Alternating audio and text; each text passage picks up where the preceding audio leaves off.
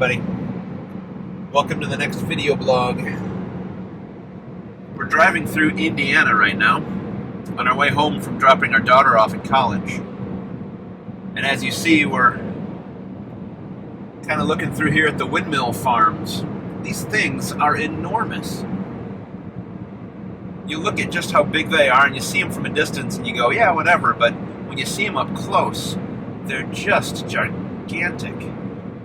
I've seen the blades of these things on trucks as trucks have been driving them down the road, and even just a blade is so huge. They are mammoth.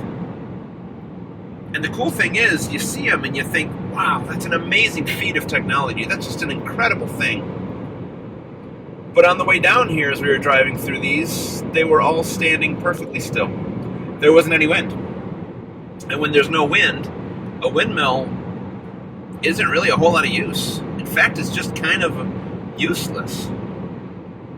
Got me thinking about wind, which is the same word in the Greek as spirit, and I thought about the Holy Spirit and how whatever we may look like really with it people, or people who are all together, or we may look very impressive, and yet the reality is we are pretty much spiritually useless without the wind of the Holy Spirit.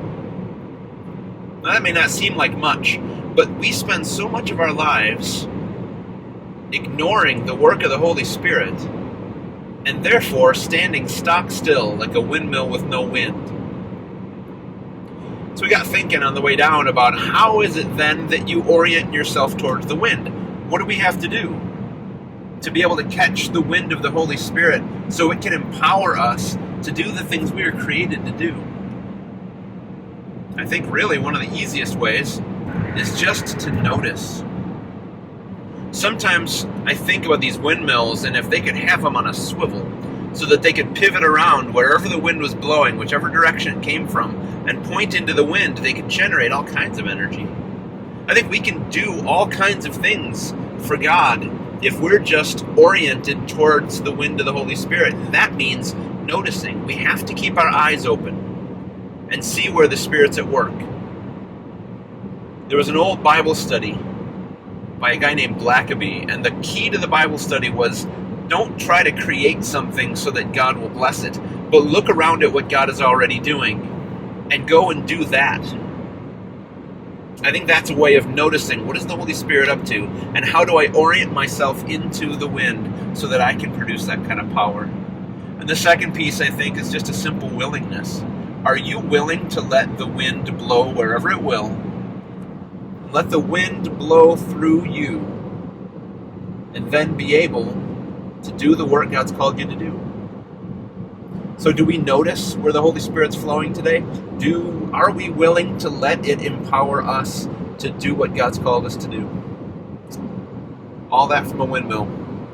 All right, folks, that's it for today. Remember to join us Sunday morning at 9:30 at www.libcov.org for our online worship.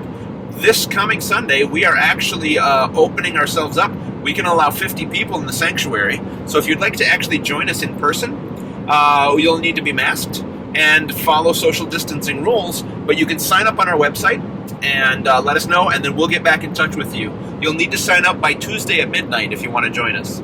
There will probably also be an outdoor option where you can go outside and watch in groups around a screen out there. It won't be live, but if you want to do that, you can too. All right. Thanks, everybody.